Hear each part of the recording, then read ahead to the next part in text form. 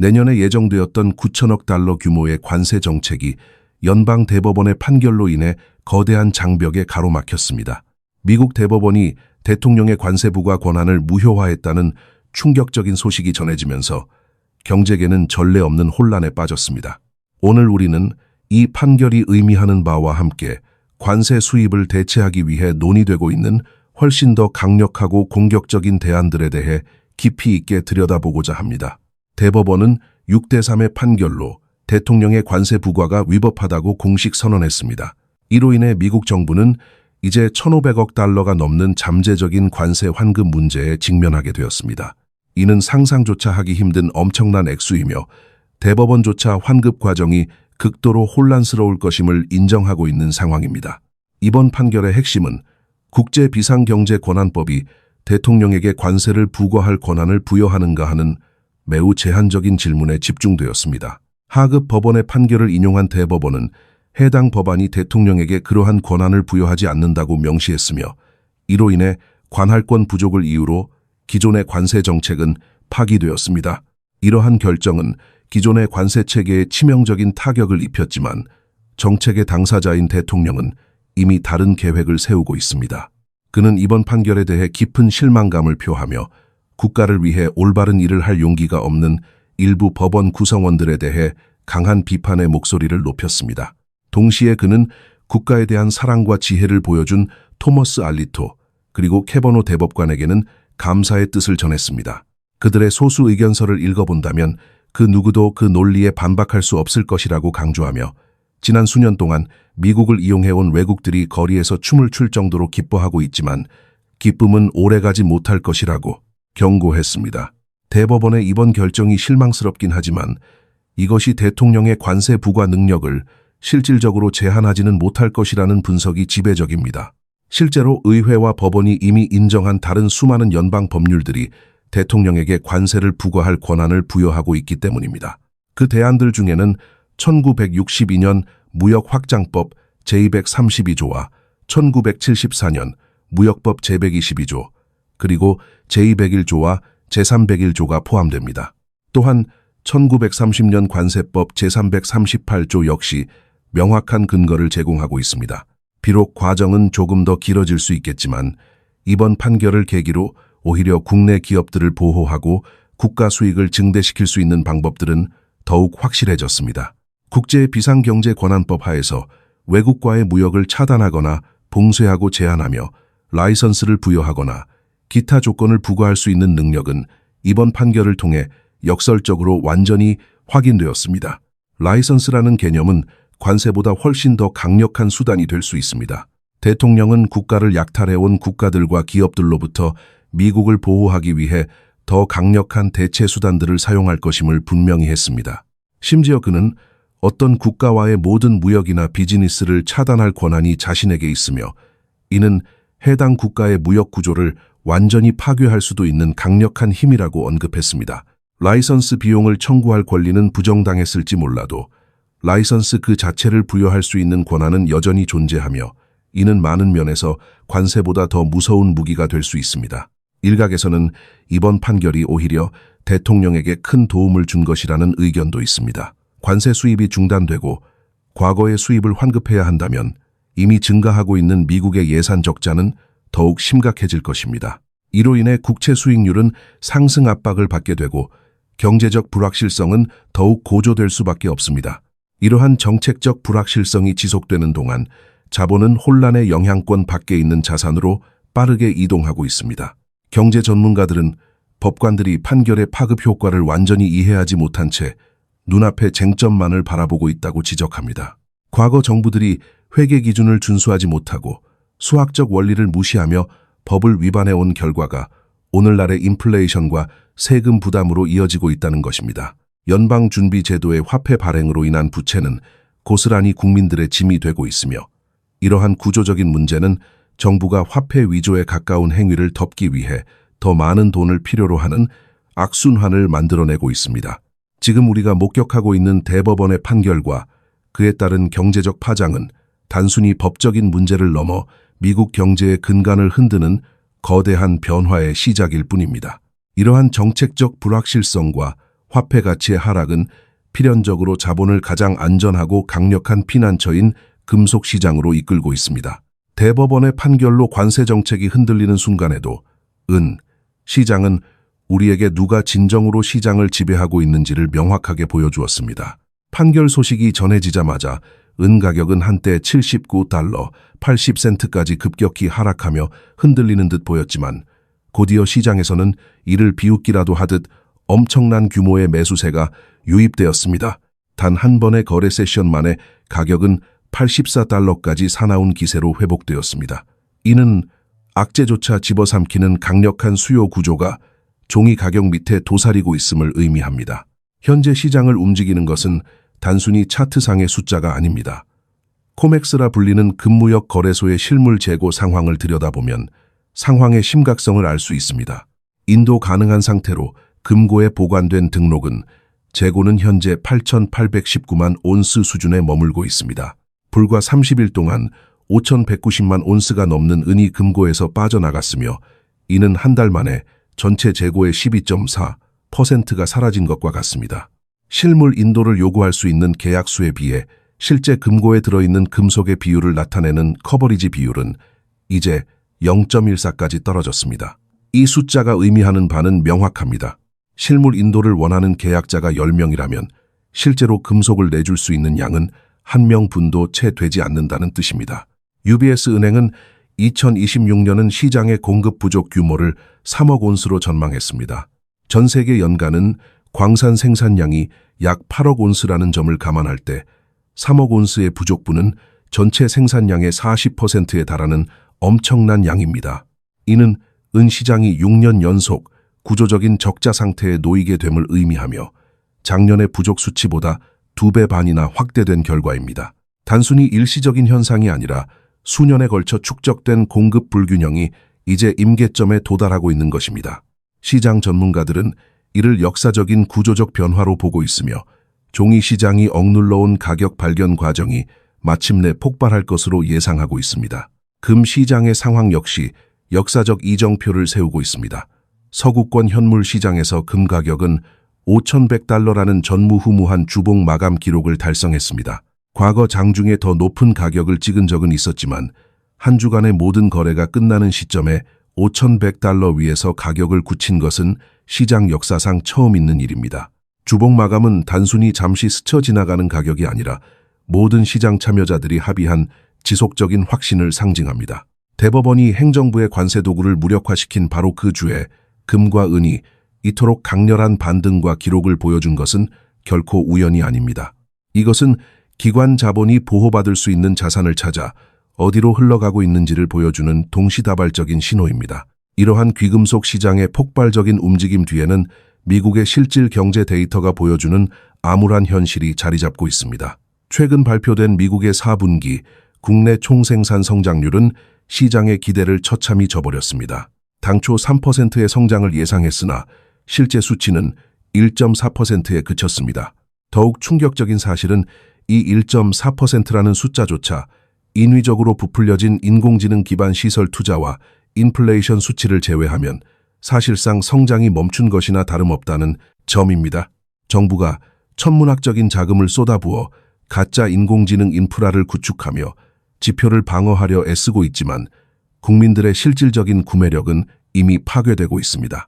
이제 더 이상 성장을 논하는 지표들은 큰 의미를 갖지 못합니다. 우리가 주목해야 할 것은 정부가 국민들의 구매력을 얼마나 빠르게 파괴하고 있는가 하는 점입니다. 연방준비제도가 무분별하게 찍어낸 화폐는 결국 인플레이션이라는 이름에 보이지 않는 세금이 되어 일반 가계의 어깨를 짓누르고 있습니다.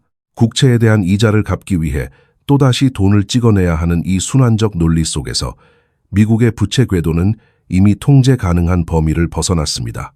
대법원의 판결로 인해 관세 수입마저 불투명해진 상황에서 정부가 선택할 수 있는 길은 더욱 좁아지고 있으며 이는 결국 더 강력한 통제나 새로운 형태의 세금 징수로 이어질 수밖에 없습니다. 화폐 가치가 하락하고 경제 성장이 둔화되는 가운데 자산가들은 이미 데이터에 근거한 이동을 시작했습니다. 금고에서 실물은이 사라지고 금 가격이 역사적 최고치를 경신하는 현상은 시스템에 대한 믿음이 사라지고 있다는 가장 확실한 증거입니다.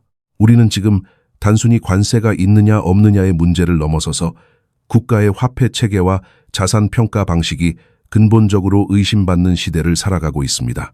시장은 이미 답을 알고 있으며 그 답은 금고 속의 실물 금속과 역사적인 가격 차트가 증명해주고 있습니다. 정부의 화폐 발행과 통화 정책에 대한 불신이 깊어지는 가운데 시민들의 가장 기본적인 권리인 재산권마저 위협받는 현실은 이제 전국적인 조세 저항으로 번지고 있습니다. 중앙정부가 관세와 통화 가치를 두고 사투를 벌이는 동안 지방정부는 교묘한 자산평가 방식을 통해 국민들의 주머니를 합법적으로 털어내고 있습니다. 최근 플로리다주 하원에서는 주택 소유자를 위한 비학교 재산세를 전면 폐지하는 법안이 80대 30이라는 압도적인 표차로 통과되며 거대한 승리를 거두었습니다. 하지만 이러한 표면적인 성과 뒤에는 여전히 해결되지 않은 거대한 함정이 도사리고 있습니다. 학교 관련 재산세와 채권 서비스, 부채는 다른 모든 세목을 합친 것보다 훨씬 더 큰 비중을 차지하고 있기 때문입니다. 론 디센티스 주지사는 주거비용 부담을 줄이기 위해 주택 실거주자에 대한 재산세 폐지를 추진하고 있지만 이는 전체 세수의 3분의 1에 불과합니다. 2019년 당시 플로리다 지방정부의 재산세 수입은 320억 달러였으나 현재는 600억 달러에 육박하고 있습니다. 인구 증가와 인플레이션을 감안하더라도 이는 비정상적인 폭등이며 특히 오랫동안 한 집에 거주해온 고령층은 감당할 수 없는 세금 때문에 거처를 옮기지도 못하는 가혹한 처지에 내몰리고 있습니다. 이러한 세금 착취의 문제는 비단 플로리다에만 국한되지 않습니다. 텍사스주 대법원에서는 미치 백슬러가 제기한 소송을 통해 자산평가 과정의 조직적인 부정행위가 백일하에 드러나고 있습니다. 백슬러는 덴턴 중앙평가지구와 수석평가사를 상대로 수많은 법 위반 혐의를 제기하며 소송을 시작했습니다. 이 사건의 핵심은 지방정부가 학교 구역 채권 이자를 갚기 위해 의도적으로 부동산 가치를 과대평가하고 이를 통해 과도한 세금을 징수하고 있다는 점입니다. 이는 단순히 행정적인 실수가 아니라 시스템이 법률의 범위를 벗어나 행동하는 울트라 바이러스, 즉 권한 유월 행위이자 명백한 적법 절차 위반입니다. 행정기관이 법의 테두리를 넘어서는 순간 그것은 적법한 행정행위가 아닌 대중을 상대로 한 거대한 사기가 됩니다. 백슬러 케이스가 텍사스를 넘어 미국 전역에서 중요한 의미를 갖는 이유는 세무당국이 자의적으로 가치를 조작하고 세금을 부과하면서도 시민들에게는 이에 대항할 수 있는 실질적인 구제 수단을 차단하고 있기 때문입니다. 놀랍게도 이러한 지방정부의 사기적인 자산평가 방식은 앞서 언급한 연방정부의 국채 발행 및 화폐 위조 문제와 정확히 궤를 같이 하고 있습니다. 정부는 가짜 화폐를 찍어내고 그 부채를 덮기 위해 더 많은 돈을 필요로 하며 이를 충당하기 위해 국민의 재산을 부풀려 평가하고 강제로 세금을 앗아가는 순환적인 사기 구조를 만들었습니다. 국제평가공무원협회나 텍사스 평가공무원협회 같은 기관들은 자신들이 지켜야 할 법적 프레임워크를 스스로 위반하며 이러한 부정의한 시스템을 비호하고 있습니다.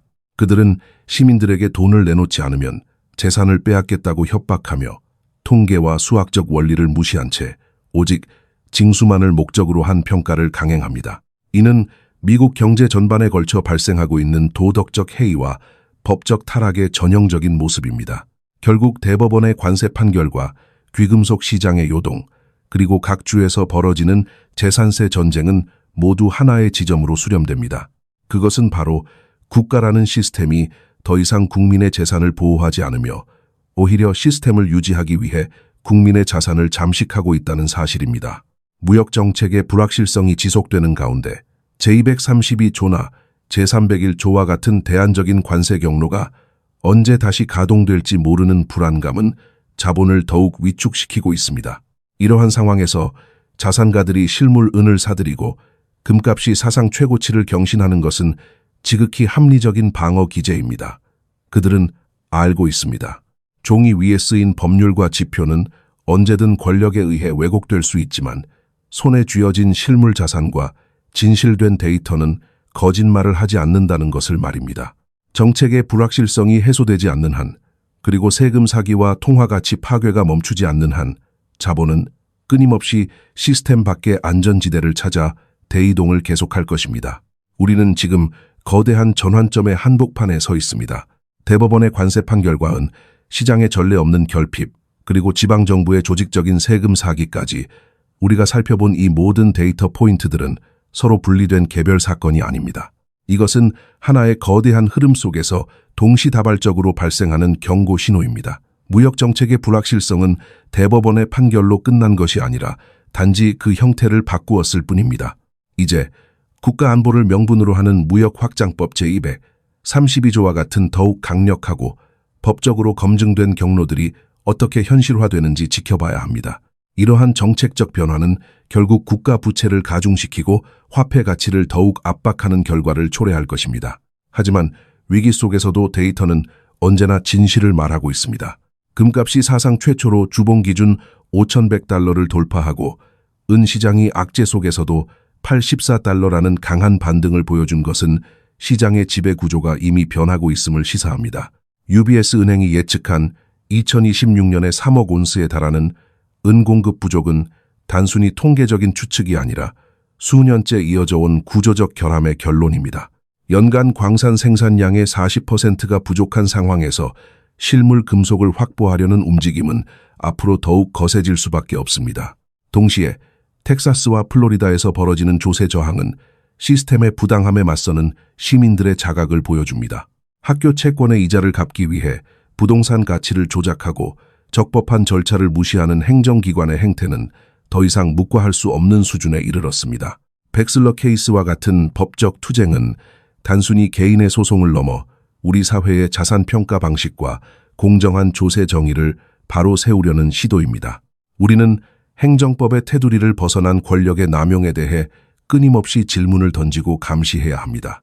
결국 이 모든 현상은 경제적 생존을 위한 투쟁이자 진실을 찾아가는 과정입니다. 주류 매체가 전하는 단편적인 뉴스에 매몰되지 않고 그 이면에 숨겨진 실질적인 데이터와 법적 맥락을 읽어낼 수 있을 때 비로소 우리는 자신과 가족의 미래를 보호할 수 있습니다. 금과 은의 기록적인 가격 상승은 단순한 투자의 결과가 아니라 붕괴하는 화폐 시스템에 대한 자본의 본능적인 방어입니다. 지금 우리에게 필요한 것은 막연한 낙관이 아니라 냉철한 분석과 준비된 행동입니다. 이것은 단순히 정보를 전달하는 것을 넘어 경제적 전쟁터에서 살아남기 위한 교육입니다. 오늘 우리가 다룬 내용이 여러분의 자산을 지키고 세상을 바라보는 눈을 넓히는 데 도움이 되기를 바랍니다. 여러분은 지금의 이 경제적 변화를 어떻게 느끼고 계십니까? 각자가 처한 환경에서 경험한 세금 문제나 자산 보호의 어려움, 혹은 시장의 변화에 대한 여러분만의 통찰이 있다면 함께 공유해 주십시오. 서로의 경험을 나누고 진실을 추구하는 과정에서 우리는 더 강해질 수 있습니다. 변화의 파도는 멈추지 않겠지만 그 흐름을 이해하고 대비하는 자에게는 반드시 새로운 기회의 문이 열릴 것입니다.